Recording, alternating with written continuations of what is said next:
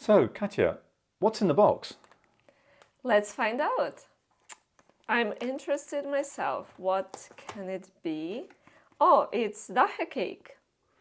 So, I guess we're in Vienna then. Yes, let's talk today about sweet things, about tasty things, about restaurants and cafes. I like it. Let's dive in. Let's look at some phrases we can use to talk about restaurants. A cut above the rest. This means something that is of much better quality than the other choices available. A hidden gem. This means something that not many people know about, but is really good. A flash in the pan. This is something that is very popular, but only for a short amount of time. Tucked away. This refers to a building or a restaurant that is maybe not so well known and down a cobbled street and difficult to find. Nestled in the heart of the city. This means something that is in a central location and most people will know about. Perched on top. Perched on top usually refers to the top floor or the rooftop. To look fairly nondescript. This is simple. This means something that is ordinary, doesn't stand out. Okay, now a quick game. Listen to the description and choose the correct picture from the choices. Number 1, a restaurant perched atop a hotel. This one. Number 2, a cafe which is a cut above the rest. This one. When you describe restaurants, you will inevitably say a word about service. So, impeccable service. It means perfect. To go out of their way to do something. We can use this phrase to talk about servers who went out of their way to please you or to impress you. Courteous servers. So these are very polite and showing respect. To leave much to be desired. So this is the phrase to describe a bad service. Sluggish. It means slow, so the service was slow. Offhand, which means not friendly. Brusque, quick and rude. If you say sullen, you mean angry and unwilling to smile. Off-putting, it means unpleasant, so maybe overall the experience was off-putting. Let's practice a bit what we have learned. So on the screen you can see the task for you. Fill in the blanks with the correct words. You can stop the video and complete this exercise at your own pace. And you will find all the answers at the end of this video.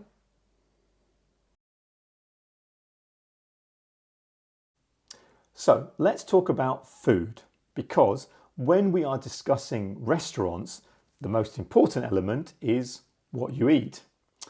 Now, normally when we go to a restaurant, we start with a menu, and there are different kinds of menus. For example, a la carte. This is simple. This just means choosing food items from the printed list. Buffet style. A buffet style, this is where the food is not usually printed on a menu, but is displayed around the restaurant. You take your plate and you decide which food items you want to eat. A meticulously curated menu. This is a styled menu. This means that the restaurant owner or maybe the head chef has deliberately designed a menu, usually with a theme. To nibble.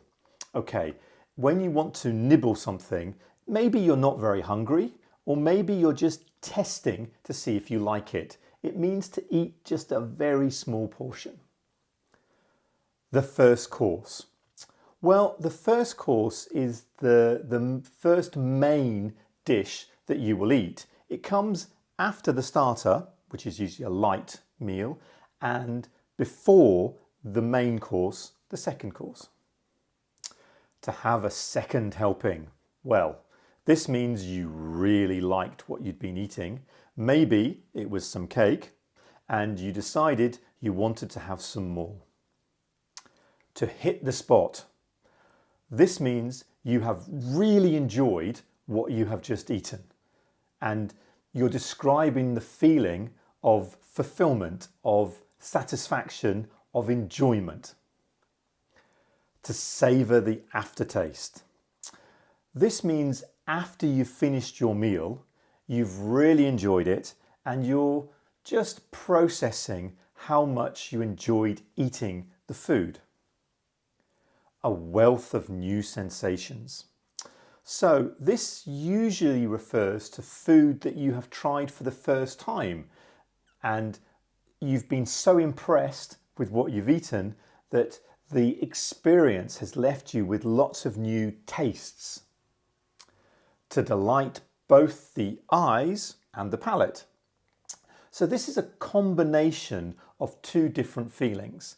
Firstly, when you look at the food, it has been designed on the plate in such a way that it's impressive. And secondly, maybe more importantly, it tastes fantastic.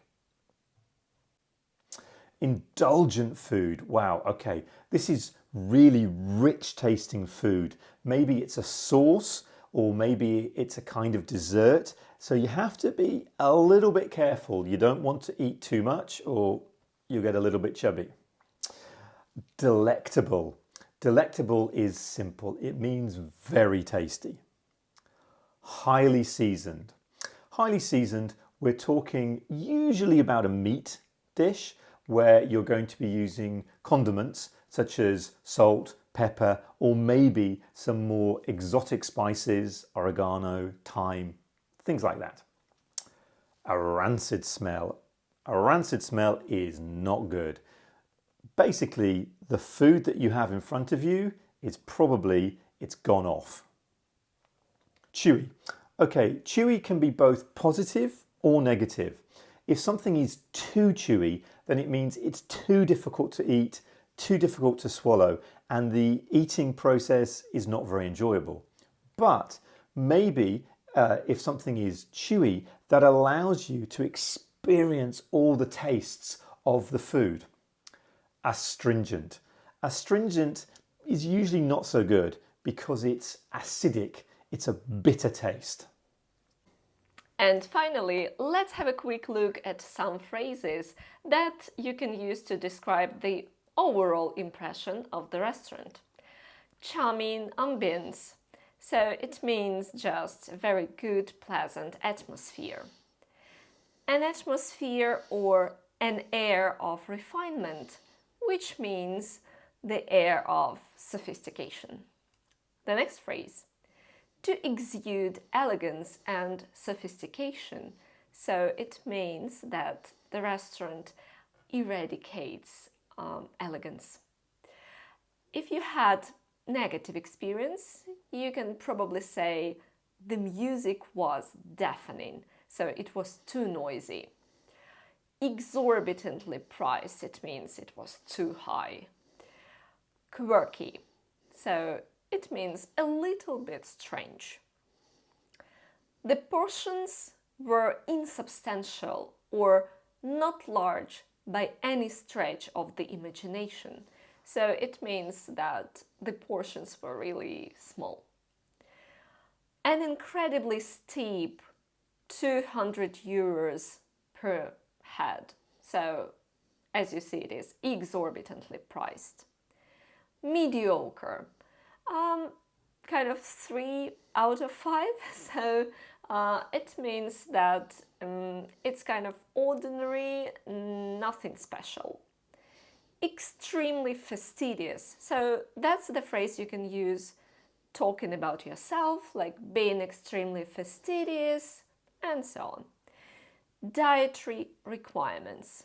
So if you have some dietary requirements, you need to tell that to the staff. To wine and dine somebody. So basically it means to entertain somebody by giving them food and drinks. And one more useful phrase is to make a scene. So for example, you were dissatisfied, but you didn't want to make a scene, so kind of complain and so on, so you just left quietly. So on the screen you can see one more task for you. So you can stop the video and complete it. So there are some very short dialogues. Try to complete them by using the most appropriate phrase from the list below. And you can see all the answers at the end of our video.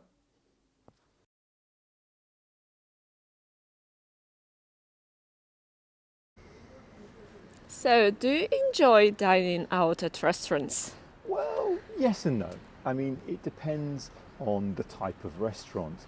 I like one of those hidden gem restaurants that maybe you find, down a back alley in a city where it's family run and you have a more personalized experience. And more importantly, you get gourmet style food, but not at gourmet style prices. So, what are the kind of things that you think about when you choose to dine at a restaurant? Obviously the price. I don't want the restaurant to break my bank.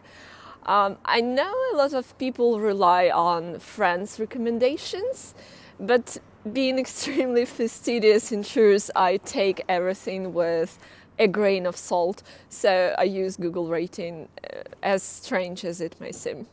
Can you describe a memorable dining experience you have had at a restaurant? Oh, that's a good question. Yeah, I think probably one of my favourites. There was a French Algerian restaurant, and it was nestled right at the heart of Paris. It was near the opera, and it had impeccable service, but also the food was absolutely delicious, and they had a really friendly staff, and it was so welcoming. Yeah, that was probably one of my favourites. So, what makes a restaurant stand out? Well, obviously the food, because you come to the restaurant to dine. So if the food has indulgent taste and it's mouth-watering, then obviously it is what distinguishes the restaurant from all other mediocre ones. But I think also a personal touch, and when the servers go out of their way to please you and they provide just impeccable service. Speaking part number 2. Describe a restaurant you really enjoyed going to. You should think about saying where the restaurant was, why did you choose this specific restaurant, and what type of food you ate at the restaurant. It would also be good to explain why you enjoyed eating at this particular restaurant. I had been dreaming of experiencing the refined artistry of a Michelin-starred restaurant for a long time, and finally and luckily I had the privilege of turning this dream into reality. So a month ago I visited Vienna, and before going on a trip I was just scrolling social media, and I came across this beautiful restaurant perched on the top of the hotel, the name of which slipped my mind, but I clearly remember the name of the restaurant. It's Das Loft, and I was mesmerized by this illuminated ceiling that could be seen from the distance. The second scene that absolutely flabbergasted me was the price, because usually Michelin restaurants are exorbitantly priced, unlike this one. which had the set menu, kind of a la carte menu, at 42 euros per head. So I thought I should give it a go. It's a good chance. I must admit that initially I was a bundle of nerves, but I soon snapped out of it and started to enjoy it. I was a bit skeptical about the restaurant due to the price, but in truth, as soon as we stepped inside, you could kind of sense the dedication woven into every detail of this restaurant. And overall, I think this is an experience that lingers long after the last course is served. I suppose it exceeded every expectation and left me with cherished memories and even greater appreciation of the art of fine dining. So I would definitely recommend with this hidden gem. And finally, Katya, where's my cake? What cake? I don't remember any cakes. Okay, well, please don't forget to subscribe to our YouTube channel, and we will see you in our next video. Where's my cake?